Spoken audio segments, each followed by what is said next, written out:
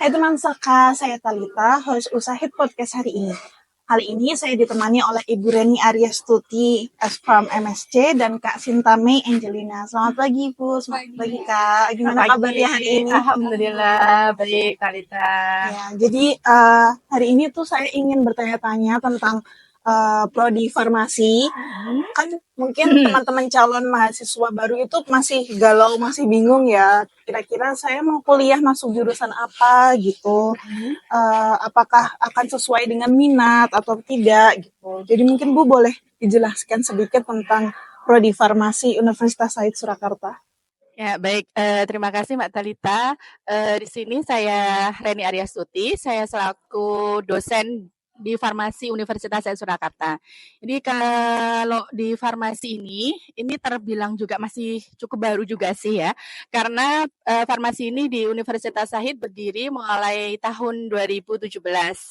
Dan kita sudah meluluskan beberapa lulusan ya, mulai dari tahun 2021 hingga saat ini.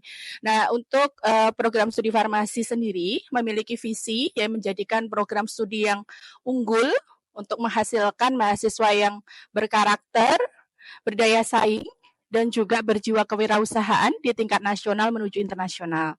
Nah, sedangkan untuk mencapai visi ini ada beberapa misi yang dikembangkan yang untuk bisa mencapai tujuan tadi ya Mbak ya. Di sini dengan menerapkan pendidikan yang bermutu, kemudian menjalankan penelitian dan juga pengabdian kepada masyarakat dengan mengembangkan iptek dan juga menjalin kerjasama di tingkat global. Gitu. Jadi ini termasuk salah satu program studi di PTS ya, PTS Solo yang insya Allah juga anomalinya atau minatnya itu banyak sekali, gitu ya. Cukup menjanjikan sih karena dari lulusannya nanti banyak peluang kerja gitu. Berarti misalnya fasilitas yang ada di program farmasi mungkin Bu, itu kan pasti teman-teman juga penasaran kan. Oh ya, oke baik. Kalau fasilitas ya mungkin karena di sini ada mahasiswa juga ya, nanti bisa langsung ditanyakan gitu ya.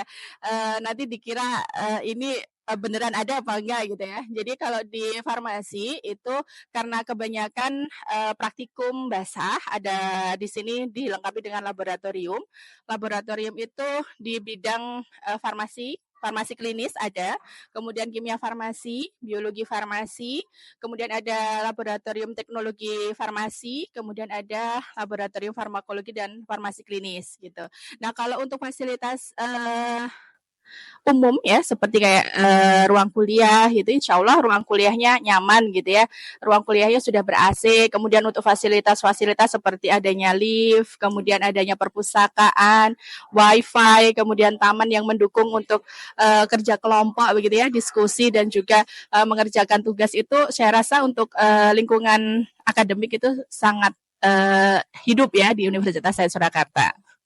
Mungkin yang ingin saya tanyakan lagi itu soal tadi prospek kerja setelah lulus dari farmasi. Alumni-alumni yang sudah lulus itu kira-kira ada yang mungkin mau dipamerkan gitu Bu untuk biar teman-teman juga semakin tertarik. Ya, baik. Jadi kalau alumni itu di kita itu sudah ada beberapa ya, Mbak ya. Karena tadi visinya adalah menghasilkan lulusan yang berjiwa kewirausahaan. Salah satunya mempunyai ini apotek gitu ya. Jadi berwirausaha di apotek. Ada beberapa begitu yang sudah mempunyai usaha di bidang apotek gitu. Kemudian selain itu di pemerintahan juga ada di BPOM itu bisa. Tapi kalau yang alumni yang kita memang belum ada yang di BPOM, cuman ada beberapa yang sudah di dunia industri seperti Rohto itu pabrik Rohto itu sudah ada, kemudian juga di rumah sakit, kalau yang di klinis itu ada di rumah sakit, kemudian juga ada yang menjadi ASN atau PNS gitu. PNS ini bisa di ini ya rumah sakit ataupun juga di bidang industri begitu. Berarti memang prospek bekerjanya itu menjanjikan ya Bu ya. Ya luas, jadi Luas cukup sekali. luas gitu ya. Jadi bisa di apa namanya pengembangan industri farmasi itu kan ada kosmetik, kemudian yang herbal gitu ya, pengembangan obat bahan alam gitu ya, seperti pabrik jamu gitu juga bisa, Mbak. Jadi bisa menjadi Q&D atau R&D gitu. Kemudian Bu, untuk kuliah farmasi itu kira-kira membutuhkan waktu berapa lama sih Bu?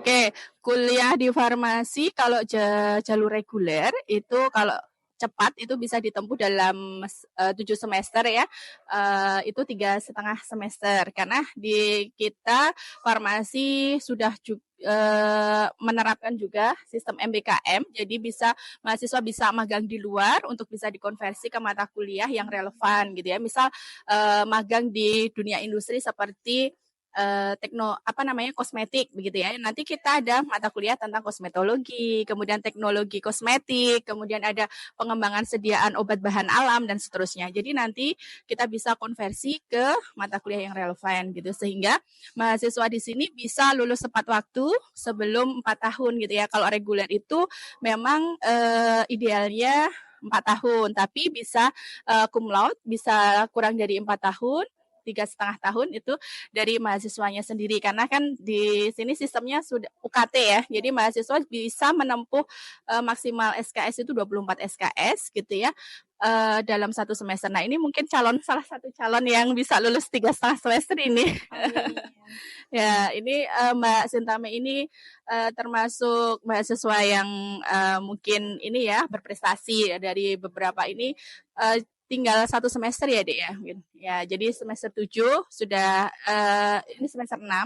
Jadi semester 7 depan insya Allah sudah ngambil skripsi yang mana bisa dikonversi dari PKM ya. Jadi Mbak Sintame ini merupakan salah satu mahasiswa farmasi yang lolos pendanaan program kreativitas mahasiswa di tahun 2024 sehingga bisa dikonversi ke bebas skripsi. Jadi kegiatan PKM ini nanti bisa dikonversi ke skripsi sehingga bisa lulus 3,5 tahun gitu. Jadi nggak usah khawatir soal lulusnya kalau di farmasi bakal lama atau enggak ya Bu? Iya. Tepat waktu gitu kalau Iya. gitu ya Bu. Yeah. Jadi tergantung dari ini ya Mbak ya, apa namanya yaitu motivasi diri gitu ya.